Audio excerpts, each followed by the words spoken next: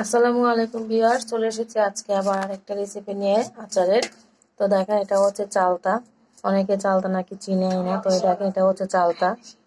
তো এই চালতাগুলো আজকে আমি আচার বানাবো। এরকম বড় বড় সাইজ করে কেটে নেওয়া, এটা কিন্তু সিদ্ধ করা। আমার বোন এগুলাকে সিদ্ধ করে রেখেছিল, এগুলা ফ্রিজে রাখা চালতা। তো এটা নেওয়ার পর কিন্তু দেখেন, এটা কিন্তু একদম নরম, এটা কিন্তু সিদ্ধ করা। আপনারা কিন্তু সেটা কেটে সুন্দর করে পরিষ্কার করে দেখেন, এখানে কিন্তু চামড়াটাও ছিলে নেওয়া হয়েছে। এটা কিন্তু লবণ দিয়ে একটু হলুদ দিয়ে তারপর সিদ্ধ করে রেখেছিল। তো এইগুলাকে কিন্তু আজকে আমি আচার বানাবো। আপনারা চাইলে কিন্তু এখানে হলুদও দিতে পারেন, আবার নাও দিতে পারেন। তো আপনারা চাইলে শুধু পানি দিয়েও করতে পারেন সিদ্ধ, তবে সিদ্ধ করার সময় লবণ দিলে আর হলুদ দিলে একটু কালারটা সুন্দর আসে, আর লবণ দিলে আচার বানানোর সময় লবণটা একটু কম লাগে। তো এখানে কিন্তু প্রায় 20টার মতো চাল তাই দেখেন। এখানে এখানে আছে অনেকগুলো, আর এখানে আছে। এই সবগুলাকে কিন্তু আজকে আচার বানাবে। আমার দুলাভাই যেহেতু বিদেশ থাকে, তো উনি আচার পছন্দ করে খেতে, ওগুলো বানিয়ে বানিয়ে নিয়ে যায় এখান থেকে। তো ওনার জন্য পাঠাতে হয় বানিয়ে বানিয়ে। তো এই দেখেন, এই চালতার আচারগুলো কিন্তু এখন বানাবো। তো চলেন কিভাবে বানাচ্ছি দেখিয়ে দিই, একদম সহজ ভাবে। তো এই দেখেন, কড়াই কিন্তু আমি বসিয়ে দিয়েছি চুলাতে। এখন আমি আগুন দিয়ে দিলাম। আমি এটাকে আজকে তেল ছাড়া আচার বানাবো। আপনারা চাইলে কিন্তু তেল দিয়েও বানাতে পারেন, আমি আজকে চিনি দিয়ে বানাবো। এটা কিন্তু গুড় দিয়ে বানালে বেশি মজা হয় চালতার আচারটা, তো আজকে চিনি দিয়ে বানাচ্ছি তেল ছাড়া। আপনারা কিন্তু এভাবে বানিয়ে রাখলে কিন্তু প্রায় 6 মাসের মতো ভালো রাখতে পারবেন। ভিনেগার দিলে 1 বছরের বেশিও ভালো রাখতে পারবেন। তো আমি আজকে কিন্তু এগুলাকে এভাবে বানাবো, বাইরে রাখতে পারবেন। তো যদি আপনারা ফ্রিজে রাখেন তাহলে কিন্তু এটা আরো 1 বছরের বেশি ভালো রাখা যাবে।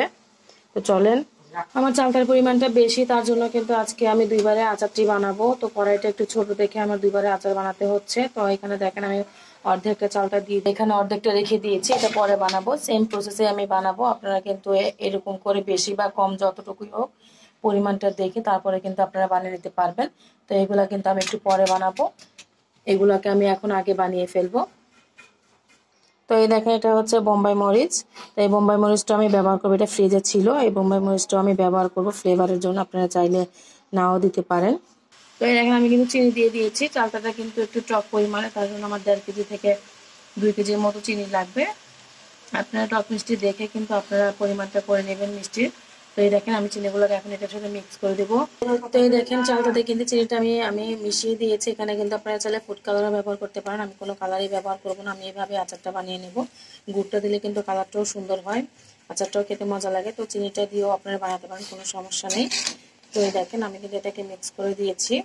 তো এখানে কিন্তু আমি এখন একটা বোম্বে মরিচ দিয়ে দিচ্ছি, একটা দিব, বাকিটাতে আরেকটা দিব। তো এখানে একটা দিয়ে দেওয়ার এখন কারণ হচ্ছে যে এখন এটা এখন দিয়ে দিলে এটা সিদ্ধ হয়ে যাবে, সিদ্ধ গিয়ে গলে যাবে।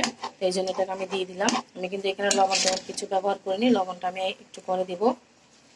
এভাবে বানিয়ে আপনারা কিন্তু ডিপ ফ্রিজে রাখলে 1 থেকে 1.5 বছর 2 বছর পর্যন্ত কিন্তু আপনারা রাখতে পারবেন, খুব ভালো থাকবে, নষ্ট হবে না। কিন্তু নর্মালে বা অথবা বাইরে রাখলে কিন্তু নষ্ট হয়ে যাবে। আমি কিন্তু এখানে ভিনেগার ব্যবহার করছি না, যেহেতু ভিনেগার ছাড়াও কিন্তু আচার অনেক সময় ভালো থাকে। তো রাখতে পারলে সেটা অনেক সময় অনেকদিন ধরে আপনারা সংরক্ষণ করে রাখতে পারবেন। তো এই দেখেন, এটা কিন্তু চিনি থেকে পানিও ছেড়ে দিয়েছে। তো এই দেখেন, এটা হচ্ছে বিট লবণ।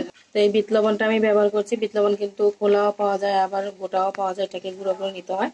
তো এরকম বোতলও কিন্তু পাওয়া যায়। এটা কিন্তু 50 টাকা করে রেখেছে আমার থেকে। তো এই দেখেন, এটা কিন্তু আমি এখন ব্যবহার করবো বিট লবণগুলো। বিট লবণটা কিন্তু আচারে দিলে খুব বেশি ভালো একটা ফ্লেভার আসে, মজাও হয়, সেটা স্বাদটা কিন্তু অন্যরকম হয়ে যায়। তো আমি এটা ব্যবহার করছি। তো আমি আন্দাজ বুঝে কিছুটা পরিমাণ দিয়ে দিচ্ছি, আপনারা কিন্তু চামচ দিয়েও দিতে পারেন। তো আমার আচার বানানোর আন্দাজ আছে, সেই জন্য আমি ওভাবে দিয়ে দিই।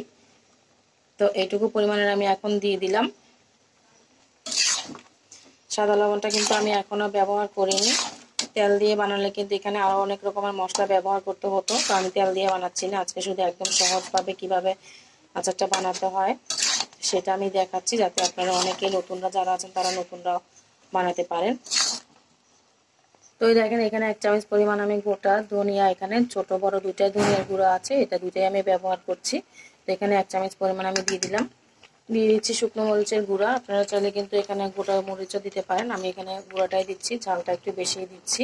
এখানে যেহেতু বোম্বাই মরিচ দিয়েছি, তো আমি এখানে 1.5 চা চামচ পরিমাণের শুকনো মরিচের গুঁড়া দিলাম। ঝালটা পরে আমি দেখে দেব।